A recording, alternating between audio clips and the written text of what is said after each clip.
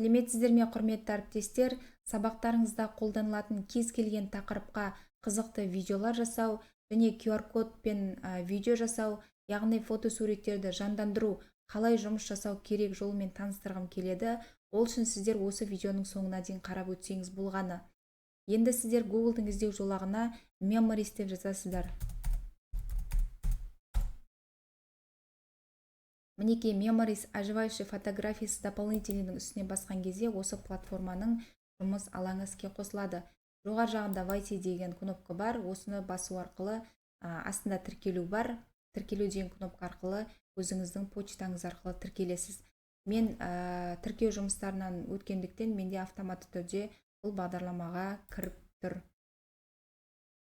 Осы бағдарламаға почтамыз арқылы кіргеннен кейін бізде Memories бағдарламасының жұмыс алаңы іске қосылады.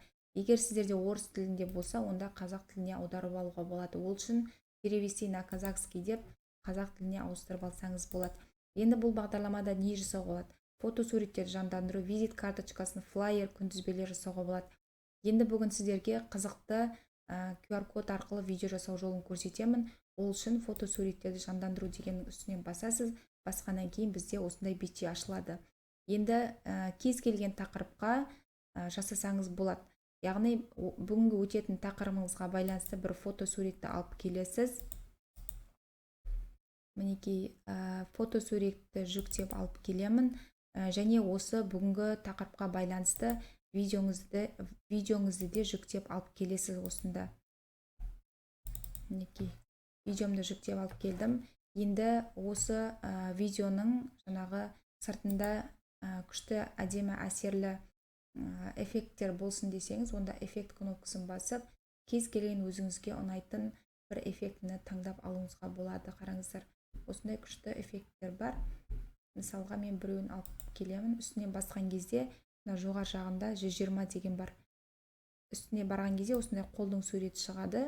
Осыны жылжытқан кезде рамкамыз кішкене үлкейеді. Мінекей сақтау кнопкасын басамын. Басқаннан кейін жоғар жағында жасау деген бар. Сол кнопканы басу арқылы жаңағы бүгінгі сабаққа жасалған PNG форматта QR-кодын жүктеп аламын. Жүктеп алғаннан кейін бізде осы бағдарлама автоматты түрде суретімен QR-кодын жасап береді. Мінекей ол үшін кішкене күтесіз. Күткеннен кейін мінекей жоғарда сілтеме арқылы көруге болады. Міне басып шығарылған файлдарды жүктеп алыңызды басасыз. Басқаннан кейін бұл загрузки бөліміне келіп түседі. Енді загрузки бөліміне барамыз.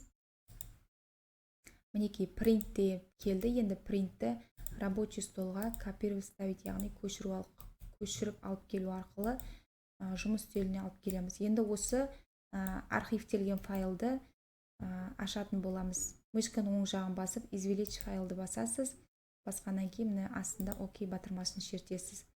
Шерткеннен кейін мінекей папка ретінде келді. Осы папканың үстіне бір рет шерту арқылы ашамыз. Ашқаннан кейін мінекей жаңағы бізге дайын суретімізді және бүгінгі сабаққа арналған QR-кодымызды дайындап берді. Енді осы екеуін көшіріп алып келіп, кез келген Word болсын немесе PowerPoint болсын, кез келген бағдарламаға көшіріп алып келсеңіз болады. Мен PowerPoint бағдарламасына осы екеуін суретпен QR-кодты қазір алып келетін боламын. Мінекей вставить етемін.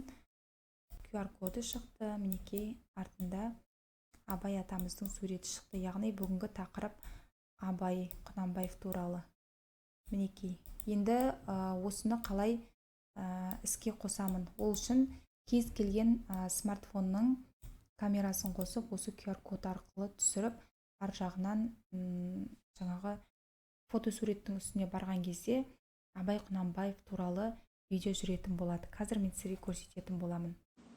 Мінекей кез келген смартфонның камерасын ашқаннан кейін QR-кодқа барасыз. Барғаннан кейін мінекей астында сарымен Memories деп шықты. Открытті басамыз. Басқаннан кейін мінекей фотоға барасыз. Абай 1882 жылдан бастап орыс классиктерінің таңдаулы шығармаларын аудара бастаған. Абайдың алғашқы аударғаны Лермонтовтың Бородино атты патриоттық өлеңінің үзіндісі. Соңғысы Вадим атты ұзақ әңгімесінің желісімен жазған аяқталмаған поэмасы. Зерттеуші ғалымдардың пікірінше, Абай аудармалары үш түрлі нұсқада көрінеді. Біріншісі дәлме-дәл аудармалар, қараңғы түнде тауға алғып, жалды жалау жалтылдап, қонады бір күн жас бұлт, тағы басқа. Екіншісі кей тұстарында сюжет желісіне өзгеріс енгізіп, оқиға сарыны мен Мінекей, сабақтарыңызда осындай ерекше видеолар жасап қолданыңыздар. Менің видеом ұнаса менімен бірге жасап көріңіздер. Маған тіркеліп лайк басыңыздар. Мені қолдап кетіңіздер және өзіңіздің әріптестеріңізбен бөлісуді ұмытпаңыздар.